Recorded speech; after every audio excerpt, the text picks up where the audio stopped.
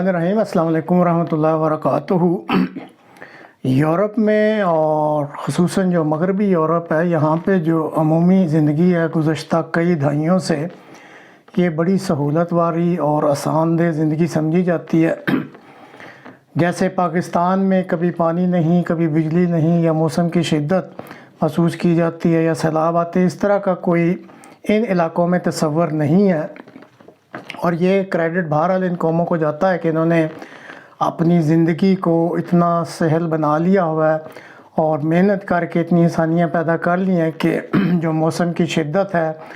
या जो दूसरी चीज़ें हैं उनका इनकी रोज़मर्रा की ज़िंदगी पे इतना असर नहीं पड़ता। लेकिन ये जो फरवरी में रूस में कज़िया यूक्रेन के साथ शुरू हुआ, इसने यूरोपी ज़िंदगी पे बहरहाल कुछ असरात छोड़े हैं। अभी तक तो ये कीमतों में इजाफ़ा था, और चूँकि यहाँ पे गर्मियों में ख़ासकर हीटिंग सिस्टम की जो है वो इतनी ज़रूरत नहीं पड़ती, तो इसलिए वो इतना असर लोगों ने महसूस नहीं किया। बहरहाल कीमतें जो अशिया ज़रूरिया की थी वो बढ़ गई थी, वो इन्होंने बहरहाल काफ़ी महसूस किया है। अब अगर हम देखें तो 2021 में 2.2 मिलियन बैरल ऑयल जो था, या तेल या पेट्रोल या डीज़ल जो सब मिला हुआ होता है, POL इसको कहते हैं, पेट्रोलियम ऑयल लुब्रिकेंट्स, तो ये यूरोप जो है वो रूस से लेता था 2021 में 2.2 मिलियन बैरल पर डे। और इसी तरह जो पूरे यूरोप की गैस की रिक्वायरमेंट थी वो 55% रूस पूरी करता था। अब जब ये जंग शुरू हुई तो नॉर्थ स्ट्रीम 2 तो वैसे ही बंद कर दी गई, तो नॉर्थ स्ट्रीम 1 जो है गैस वाली पाइपलाइन है, उसमें रूस ने कुछ आगे चल के जंग शुरू होने के कुछ अरसा बाद जो यूरोप को सप्लाई है वो 40% कर दी। और इसी तरह जो ऑयल की रिक्वायरमेंट्स थी वो भी कम कर दी, जो दरामद इधर भिजवाते थे ये ममालिक जो यूरोप दरामद करता था रूस से। तो इसके बाद एक बड़ा झटका लगा जुलाई में, जबकि 10 दिन के लिए बाज़ मेंटेनेंस जो टरबाइन है उनका कह के तो गैस की सप्लाई मुकम्मल बंद कर दी गई। और आज फिर ऐलान हुआ है कि रशियंस ने कहा है कि 31 अगस्त से लेकर 2 या 3 सितंबर तक वो फिर ये जो नॉर्थ स्ट्रीम 1 है इसकी वो गैस की सप्लाई बंद कर रहे हैं। तो इस वक्त जो यूरोप में और ख़ासकर मगरबी यूरोप में जहाँ ज़िंदगी की सारी सहूलतें मौजूद हैं, जो इस वक्त हुक्मरानों को परेशान किए हुए चीज़ें, या मैं तो कहूँगा कि उनकी नींदें उन्होंने इस चीज़ ने उड़ा दी हैं कि यहाँ पे सितंबर से यानी अगले महीने से सर्दियों का सीज़न किसी हद तक शुरू हो जाएगा। तो इनको ये समझ नहीं आ रही कि ये अपने हीटिंग सिस्टम को किस तरीके से चलाएँगे, क्योंकि यहाँ सर्दी बहरहाल बहुत ज़्यादा पड़ती है और टेम्परेचर जो है बहुत नीचे चला जाता है। सारी बिल्डिंग्स को इन्होंने गर्म करना होता है, गर्म पानी इस्तेमाल करना होता है, इनकी सारी ट्रांसपोर्ट जो है उसमें हीटिंग सिस्टम होता है। और आप इनकी परेशानी की हालत ये देख लें कि बर्लिन में जो मॉन्यूमेंट्स थे, जो यादगारी इमारतें हैं, उनका फौरी तौर पे कल से इन्होंने जो नाइट की लाइट्स थी वो फौरी तौर पे बंद कर दी हैं और कहा कि अब रात को यहाँ लाइटें नहीं जला करेंगी। और इसी तरह जो फ्रांस है उसने पूरे मुल्क में हुक्म दे दिया है कि ऐसी दुकानें या ऐसे दफातर जहाँ पे एयर कंडीशनिंग सिस्टम मौजूद है उनको ये हुक्म दिया गया है कि आपने सारे दरवाजे बंद रखने हैं, और अगर किसी का एयर कंडीशन चलता हुआ और दरवाज़ा खुला और ये पता लग गया तो उसको भारी जुर्माना अदा किया जाएगा। तो अब इन चीज़ों ने यहाँ पे जो यूरोप में और ख़ासकर मगरबी यूरोप में ये बहुत ही परेशानी पैदा कर दी हुई है। इन लोगों को कोई तजर्बा नहीं है लोड शेडिंग का, कोई तजर्बा नहीं है राशनिंग का, लेकिन ये अब सारी चीज़ें सोची जा रही हैं कि हो सकता है कि बिजली की भी लोड शेडिंग हो और इस तरह गैस की राशनिंग शुरू हो जाए कि घरों को किस वक्त से किस वक्त तक मिलनी है, कहाँ तक मिलनी है, और कीमतें भी बहुत बेतहाशा बढ़ाने की बात की जा रही है 60% तक।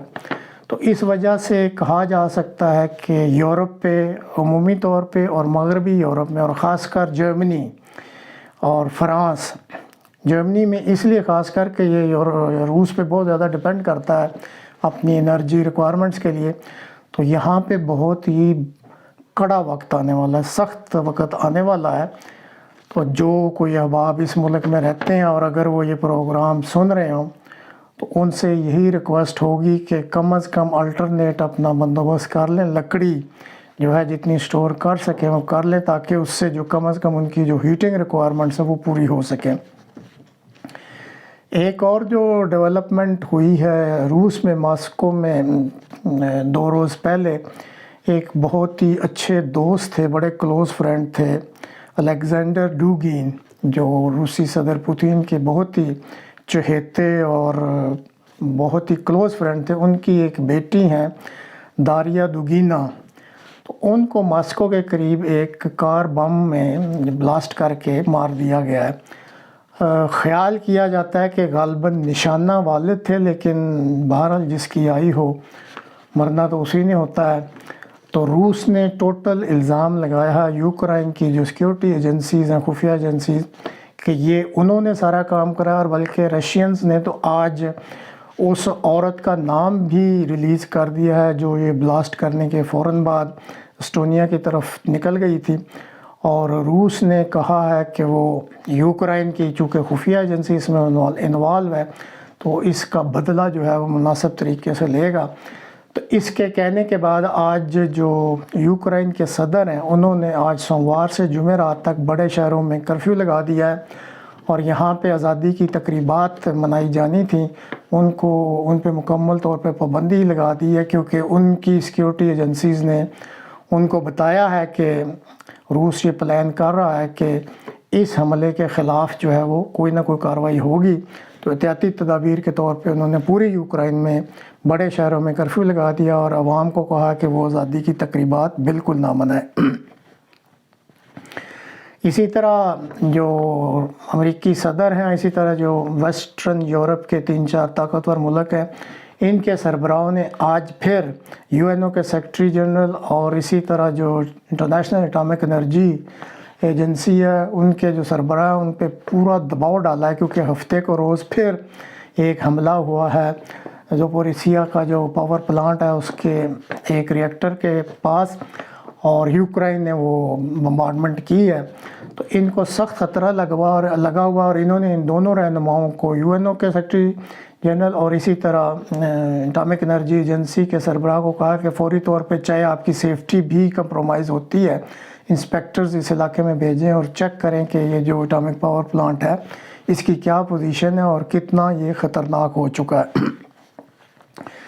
اسی طرح ایک اور چیز جو تھوڑی یہاں پہ اب ڈسکشن شروع ہو گئی ہے کہ فرانس کے صدر میکرون نے اپنی کسی حالیہ کانفرنس میں اور بعد میں باقاعدہ ایک پیپر جاری کیا ہے، اور انہوں نے کھلے لفظوں میں کہا ہے کہ اب وقت آ گیا ہے کہ یورپ کو اپنی حیثیت علیحدہ سے منوانی پڑے گی اور اکنامک کے ساتھ ساتھ ملٹری پاور بھی اپنی بنانی پڑے گی. انہوں نے کہا کہ یہ جو ناٹو ہے دراصل یہ امریکہ ہے، اور یورپ کو اب امریکہ سے اپنا دامن چھڑانا پڑے گا اور ہر لحاظ سے ایک انڈیپینڈنٹ اینٹی کے طور پہ ابھرنا پڑے گا، اور پھر یورپ اپنے فیصلے خود کرے کہ اس نے چین کے ساتھ رہنا ہے، روس کے ساتھ کیسے تعلقات رکھنے ہیں یا امریکہ کے ساتھ کیسے تعلقات رکھنے ہیں. یہ بڑے عرصے بعد یہ ایک خیال جو ہے یہ ایک قسم کا ایک ویژنری آئیڈیا ہے جس کی بڑی شدت سے ضرورت محسوس کی جا رہی تھی بڑے عرصے سے، کہ یورپ میں کوئی تو ایسا لیڈر سامنے آئے جو اس ویژن پر کام کرے کہ ہر وقت ہر بات میں مائی باپ امریکہ انہی کی باتیں مانتے ہیں، اپنا ایک انڈیپینڈنٹ آزادانہ تشخص یہ قائم کریں اور اپنے فیصلے خود کریں، نہ کہ ہر بات کے لیے امریکہ کو دیکھیں. اب اس پہ کافی بحث شروع ہو گئی، دیکھیں اس کا کیا نتیجہ نکلتا ہے. جہاں تک آخر میں پاکستان کی جو بات کرنی ہے تو وہ یہی ہے کہ اگر تو لوگ جو گہرائی میں مطالعہ کرتے ہیں تاریخ کا اور ان کو انٹرنیشنل پولیٹکس اور حکمرانی سے دلچسپی ہے تو ان کو اس چیز کا علم ہے کہ لیاقت علی خان صاحب کی شہادت کے بعد سے ہی جو پاکستان کا انتظام و انصرام اس کو کہتے ہیں سارا امریکہ کے پاس ہے، اور یہاں پہ ہوتا ہی وہ ہے جو امریکہ بہادر چاہتا ہے. اب عمران خان صاحب 3.5 سال اقتدار میں رہے ہیں، ویسے بھی وہ کہتے ہیں میں پولیٹیکل سائنس کا طالب علم، انٹرنیشنل افیئرز بھی پڑھتا رہتا ہوں، ان کو اس ساری چیز کا علم ہے، لیکن مسئلہ یہ ہے کہ پہلے بھی کچھ سیاسی لیڈران عوام کو بیوقوف بنا کے اپنے پیچھے لگا لیتے ہیں، 2/3 میجورٹی بھی لے لیتے ہیں۔ وہ اس لیے لیتے ہیں تاکہ جب انہوں نے بات کرنی ہو تو وہ کچھ اپنی مرضی کی باتیں منوا سکیں، لیکن اس چیز پہ سب لوگ کنونسڈ ہیں کہ ابھی تک پاکستان کا نظام ہے جس کی باغ دوڑ اس وقت تک امریکہ کے پاس ہے، اور امریکہ اپنی اس باغ دوڑ کو کچھ سٹیک ہولڈرز ہیں ان کے تھرو چلاتا ہے، جس میں بہرحال آرمی کی قیادت بھی شامل ہوتی ہے۔ اب عمران خان صاحب کو اس چیز کا علم تو ہے، لیکن اپنی پوزیشن کو سٹرونگ کرنے کے لیے یا کوئی ایسی بارگیننگ پوزیشن پہ لانے کے لیے کہ کچھ چیزیں جو ہیں وہ اپنی منوا سکیں، انہوں نے عوام کو اپنے ساتھ لگایا ہوا ہے۔ لیکن یہ گہرائی میں آپ جا کے دیکھیں تو کھیل لگتا ہے سارا، اور یہ سب مل جل کے ہی کچھ اس کا نتیجہ نکالیں گے، اور آپ کے سامنے کچھ نہ کچھ یہ معاملات کچھ دنوں میں آ جائیں گے۔ صرف ایک مثال دیکھ لیں کہ کل ساری رات ان کے مراد سعید صاحب نے پوری قوم کو جگائی رکھا۔ مجھے بھی ایک میسیج آیا تھا اور واٹس ایپ پہ، جس میں کہ اگر رابطہ منقطع ہو گیا تو پوری قوم کو، نوجوانوں کو میسیج ہے کہ وہ بنی گالہ پہنچ جائیں، اس کا مطلب ہے کہ عمران خان صاحب کو گرفتار کر لیا گیا ہے۔ ساری رات یہی مسئلہ، اور صبح تک بھی گرفتاری، فوجی بھی دکھا رہے ہیں، رینجرز بھی دکھا رہے ہیں، ایف سی بھی دکھا رہے ہیں، پولیس بھی دکھا رہے ہیں، کوئی ادھر جا رہا ہے، کوئی ادھر آ رہا ہے، لوگ ادھر جا رہے ہیں، ادھر آ رہے ہیں، ناشتے ہو رہے ہیں، تقریریں ہو رہی ہیں، اور ابھی پتہ لگا ہے کہ جی وہ عمران خان صاحب بنی گالہ کے گیٹ پہ چڑھ کے لوگوں کو ہیلو بھی کر رہے ہیں۔ تو یہ جو چیزیں ہیں یہ اس کی سمجھ ہی نہیں آ رہی کہ ہو کیا رہا ہے، اور جو جیسے پہلے بات کی تھی، یہ انڈیکیٹرز تو اسی قسم کے ہیں کہ عوام کو بس بیوقوف بنایا جا رہا ہے، اور الٹیمیٹلی بیک ڈور پہ بھی کوئی کام چل رہا ہوگا، کوئی نہ کوئی آپس میں ان کے رابطے بھی ہوں گے، امریکہ سے بھی رابطے ہیں، جیسے ان کے سفیر بہادر KPK میں بیٹھے تھے اور بہت زیادہ انہوں نے اس صوبے کو مدد بھی دی ہے، آپس میں روابط بھی ہیں، یہ بھی باتیں نکلی تھیں کہ عمران خان صاحب سے بھی رابطہ ہوا ہے۔ تو یہ کسی نہ کسی نتیجے پر پہنچ جائیں گے، لیکن مسئلہ یہ ہے کہ عوام کے لیے ایک اور پکچر ہوتی ہے اور خواص کے لیے اور ہوتی ہے۔ بہرحال دیکھتے ہیں۔